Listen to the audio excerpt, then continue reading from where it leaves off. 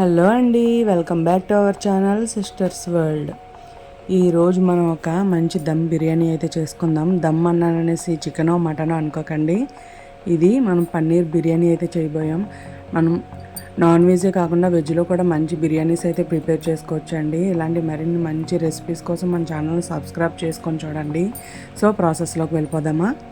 దీనికోసం మనం ముందు ఒక చిన్న మసాలా ప్రిపేర్ అయితే చేసుకోవాలి.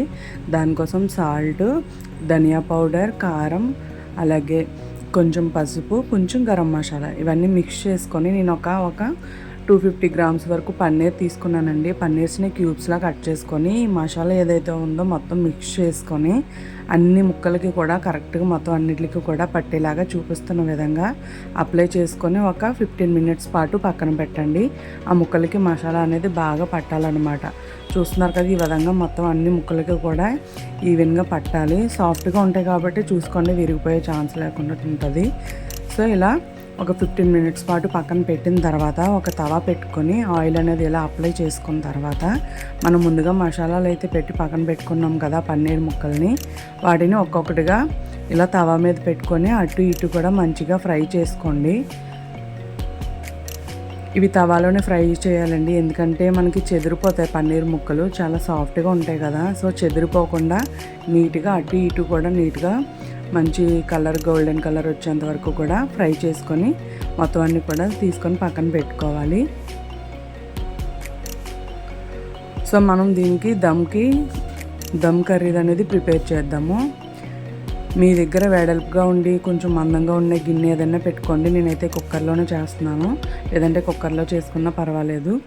దీనికి మనం ఆనియన్స్ అయితే మస్ట్ కదా, ఆనియన్స్ ఫ్రై చేసుకోవాలి. సో ఆనియన్స్ డీప్ ఫ్రై చేసుకొని పక్కన పెట్టుకోవాలి గోల్డెన్ కలర్ వచ్చేంత వరకు. ఈ ప్రాసెస్ అందరికీ తెలుసు కాబట్టి నేను చూపించట్లేదు. నేను ఆయిల్ అయితే తీసుకొని అందులో ఒక 2 టేబుల్ స్పూన్ గీ వేసుకొని మన మసాలా దినుసులు, అలాగే కొంచెం జీడిపప్పు, ఆనియన్స్, పచ్చిమిర్చి అన్నీ వేసుకొని ఫ్రై చేసుకోవాలి. అలాగే ఒక 2 టమాటాలను కూడా మంచి గ్రేవీ వస్తుంది అన్నమాట. మంచి 2 టమాటాలను ముక్కలుగా కట్ చేసుకొని ఆ ముక్కలు సాఫ్ట్ అయ్యేంత వరకు కూడా కుక్ చేసుకోవాలి. అలాగే ఫ్రెష్గా దించిన అల్లం వెల్లుల్లి పేస్ట్ మాత్రమే తీసుకోండి. ఫ్రెష్గా ఉంటే ఆ ఫ్లేవర్ అనేది వేరే లెవెల్లో ఉంటుంది అన్నమాట. ఒక 1.5 స్పూన్ వరకు అల్లం వెల్లుల్లి పేస్ట్ వేసుకొని పచ్చి వాసన పోయేంత వరకు ఫ్రై చేసుకోండి. ఇలా ఫ్రై అయిన తర్వాత ఇందులోకి మెయిన్ ఇంగ్రీడియంట్ అండి, కర్డ్ అయితే అస్సలు మర్చిపోవద్దు. ఇది చాలా అంటే చాలా మెయిన్ అనమాట రెసిపీకి.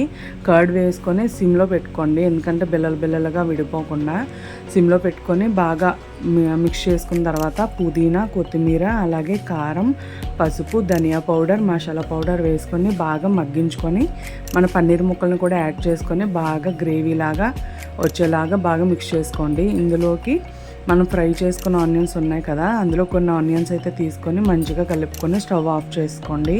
మన కర్రీ అయితే ప్రిపేర్ అయిపోయింది. ఇప్పుడు మెయిన్ రైస్, దమ్ చేయడానికి రైస్ అయితే కావాలి. రైస్కి సపరేట్గా వాటర్ అనేది ఎక్కువగా పెట్టుకొని నేను ఆల్రెడీ రైస్ అయితే నేను క్లీన్ చేసుకొని ఒక 1/2 అవర్ పక్కన నానబెట్టి పెట్టుకున్నాను బాస్మతి రైస్. నెక్స్ట్ ఆ వాటర్లో మనకి హోల్ గరం మసాలా ఉంటుంది కదా, హోల్ గరం మసాలా అయితే వేసుకోవాలి. అలాగే సాల్ట్ అయితే డబల్ వేసుకోండి, ఎందుకంటే రైస్కి పట్టాలి కాబట్టి వేసుకొని రైస్ విడిపోకుండా మంచిగా పొడి పొడిలాడుతూ రావడానికి నెయ్యి అనేది వేసుకోవాలి. నెయ్యి అలాగే కొత్తిమీర, పుదీనా వేసుకొని బాగా మరిగిన తర్వాత రైస్ అనేవి క్లీన్ చేసి పక్కన పెట్టుకున్నాం కదా, ఆ రైస్ అనేది మొత్తం వాటర్తో సహా వేసుకొని ఇదే కదండి మెయిన్, మనకి రైస్ అనేది ఒక 70% ఉడికిదాకా కూడా కుక్ చేసుకోవాలి. జాగ్రత్తగా కుక్ చేసుకొని మరీ గరిట అలా తిప్పుతూ ఉంటే రైస్ విరిగిపోయే ఛాన్స్ ఉంటుంది. సో జాగ్రత్తగా కుక్ చేసుకొని ఒక 70% కుక్ అయిన తర్వాత మనం కర్రీ అనేది ప్రిపేర్ అయిపోయింది కదా, దమ్ కర్రీ, అందు మీద మనం లేయర్గా వేసుకోవాలన్నమాట. ఒక లేయర్ లాగా అద్దొద్దు, గరిటతో అసలు అద్దొద్దు, జస్ట్ అలా పైన వేస్తూ ఉండాలి. రైస్ అనేది పొడి పొడిలాడుతూ రావాలంటే అద్దినట్లు చేస్తే ఏమవుద్దంటే ముద్ద అయినట్టు అనిపిస్తుంది. సో పొడి పొడిలాడుతూ రావాలంటే జస్ట్ అలా పైన అలా జల్లినట్టు వేయాలి. సో ఒక లేయర్ వేసిన తర్వాత అందులో ఫ్రైడ్ ఆనియన్స్ మస్ట్ అంటే మస్ట్ అండి. ఇందులో ఎన్ని ఎక్కువ వేసుకుంటే అంత టేస్ట్ బాగుంటుంది. లేయర్లో వేసిన తర్వాత ఫ్రైడ్ ఆనియన్స్, కొత్తిమీర, పుదీనా, అలాగే గరం మసాలా కొంచెంగా పైన చల్లుకోవాలి ఒక లేయర్ లాగా. నెక్స్ట్ అందు మీద మళ్ళీ రైస్ వేసుకోవాలి. అలా లేయర్ కింద వేసిన తర్వాత మొత్తం పైకి అయిపోయిన తర్వాత నేను ఇందులోకి ఇది ఆప్షనల్. ఫుడ్ కలర్ అయితే ఫుడ్ కలర్ వేసుకోండి, అది ఆప్షనల్. లేదంటే ఇలా వదిలేసుకున్న కర్రీ మనకి బిర్యానీ అయితే చాలా బాగుంటుంది. నేను yellow colour, red colour, food colour అయితే యాడ్ చేశాను, మంచి కలర్గా కనిపిస్తుంది అని చెప్పేసి హోటల్ స్టైల్ అయితే కనిపిస్తుందని నేను వేసాను. ఇది ఆప్షనల్ అండి పూర్తిగా.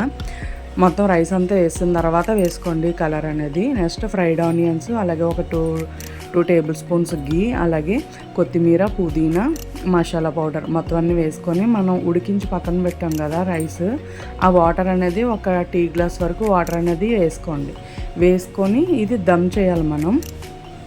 మూత అనేది గట్టిగా పెట్టేయండి, ఆ దమ్ బయటికి రాకుండా మూత గట్టిగా పెట్టేసుకోవచ్చు. లేదంటే కుక్కర్ మూతనే మనం విజిల్ తీసి పెట్టేసుకుంటే మనకి పొడి పొడిలాడుతూ వచ్చేస్తుంది అనమాట. బిర్యానీ అయితే చాలా పొడి పొడిలాడుతూ వస్తుంది. సిమ్లో ఒక ఐరన్ తవా మీద మనం ఈ కుక్కర్ అనేది పెట్టుకొని ఫ్లేమ్ సిమ్లో పెట్టుకొని ఒక హాఫ్ అన్ అవర్ వరకు వదిలేసామంటే మనకి బిర్యానీ అయితే ప్రిపేర్ అయిపోయింది. చూస్తున్నారు కదా, అడుగు మాడకుండా చాలా చక్కగా వస్తుంది అనమాట.